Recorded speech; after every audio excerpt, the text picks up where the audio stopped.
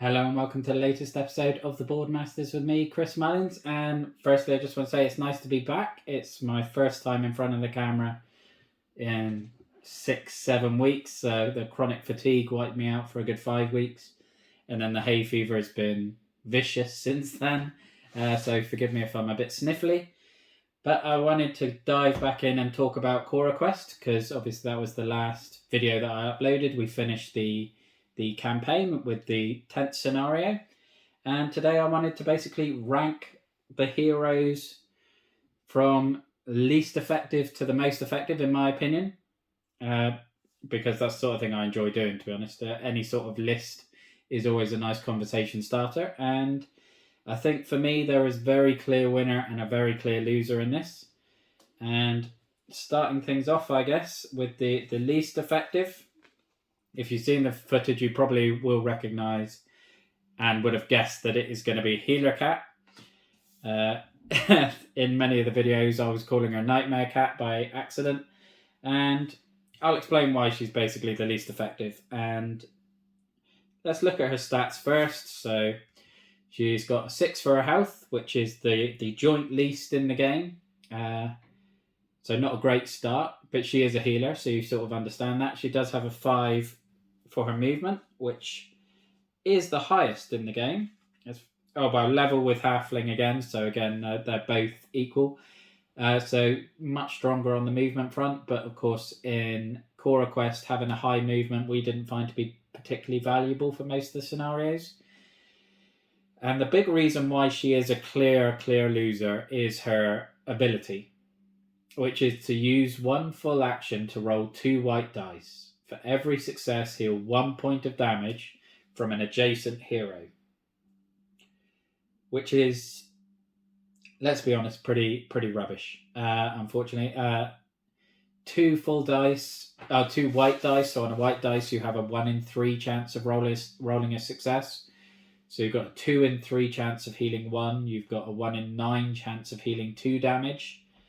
When like the weakest enemy in the game, the goblin, will attack with 2 red dice, or will attack twice with 1 red die each, with a 1 in 2 chance of doing a damage. So a 1 in 4 chance of doing 2 damage. So for 1 full action, she can't heal as much damage as the weakest enemy can potentially do in 1 round.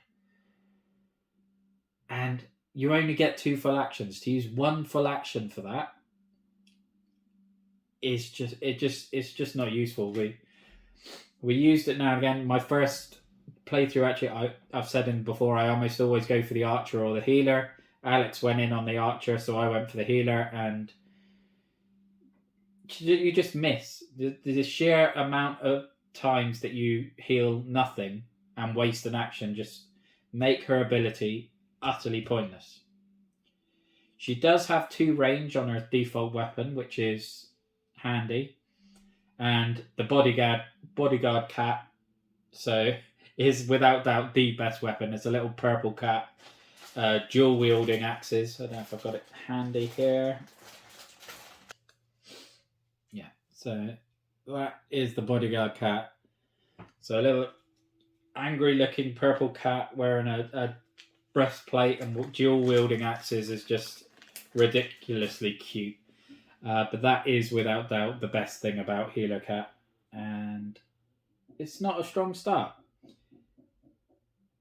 On to the next one, and I am going to go with Robo Kettle. He's good. Like I said, Healer Cat is a clear last place, and then there's sort of a clump around the middle. I'm going to have Robo Kettle as the next one. Obviously, he's got a health of 10, which is the joint most in the game alongside the dwarf, which is obviously really strong. He's a very good tank. His movement is only 3, again, par with the dwarf, which is certainly limiting. It definitely harms it, and probably why it's at the bottom of this middle cluster. Also, his ability is moving up to 2 adjacent enemies next to you, 1 square each, which is okay, but it's very specific, and I don't think we actually used it at any point in the 10 playthroughs, because yeah, it just rarely came in that we needed to push the enemies away, because generally we wanted them next to Robo Kettle because he was either the tank taking the damage, or we wanted him adjacent so that he could do the damage himself because he's only got a range of 1. So he's not the best. But do love his design though. On to the next one, and it's going to be Sword Girl. Again, love the design on this. Love to see a character in a wheelchair.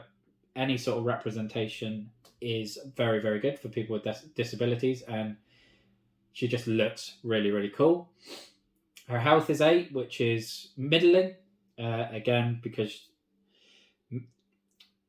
it's a standard melee health, really. I mean, her Wizard Woman and Spear Woman are all the same, and Crossbow Dude. So there's nothing special about 8. Her movement is 4, which is good. Again, it's sort of standardized across this same group of little characters. I think they probably could have boosted that a little bit to sort of maybe allude to the fact that, you know, she's in a wheelchair, she's on wheels, she can move a lot faster than other people, perhaps. Again, she has to be adjacent. She is a full melee. She has a range of 1, which again harms her when comparing her to the other characters in this little group. And her ability is that you and one other adjacent hero become determined. And whilst that's useful, and we did use it quite often, it's probably not as strong as you initially think, because you tend to miss quite often with attacks and end up being determined a lot anyway. So it's a nice little boost now and again, but it's not a game changer.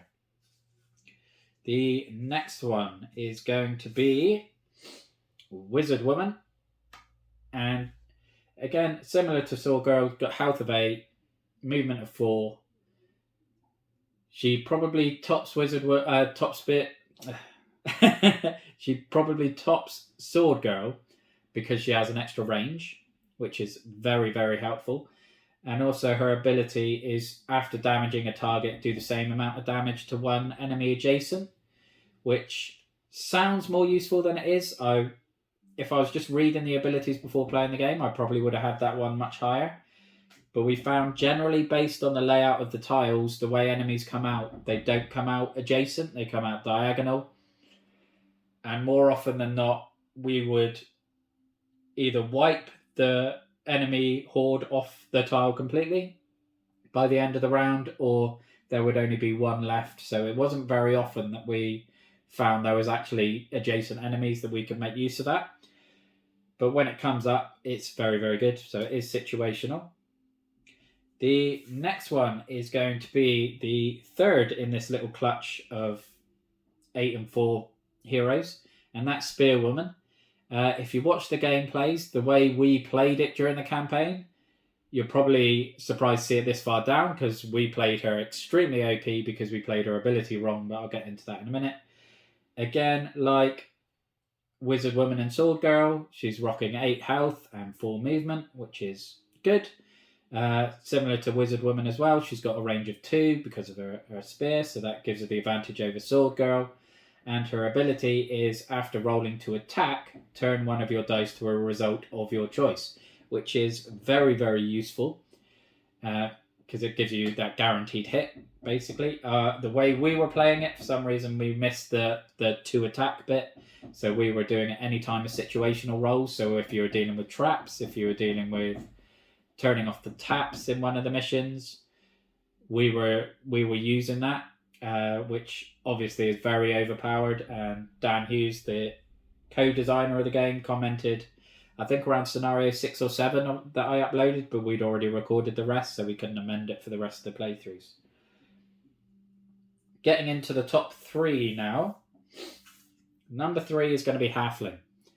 When I opened the box, I didn't think we were going to be using this guy much at all, but he is an absolute lifesaver.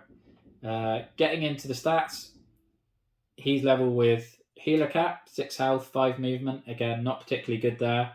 He's a ranged hero, so obviously you can do some damage from range, which helps. But his big, huge strength that elevates him over that middle clutch of 8 and 4 characters is his ability to choose not to take any damage from an attack.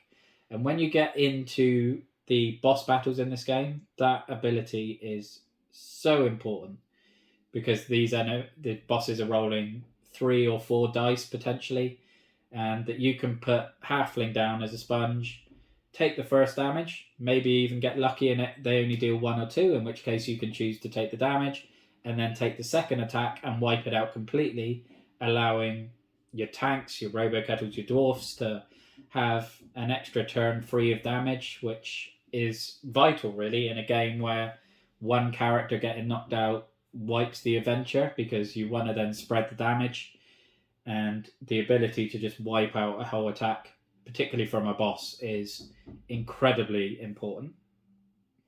Number 2 is the Dwarf, and I love the Dwarf. Again, same stats as Robo Kettle earlier on, so health of 10, movement of 3, so very good tank there. His ability is just a difference maker, and that is to move and attack for just 1 full action.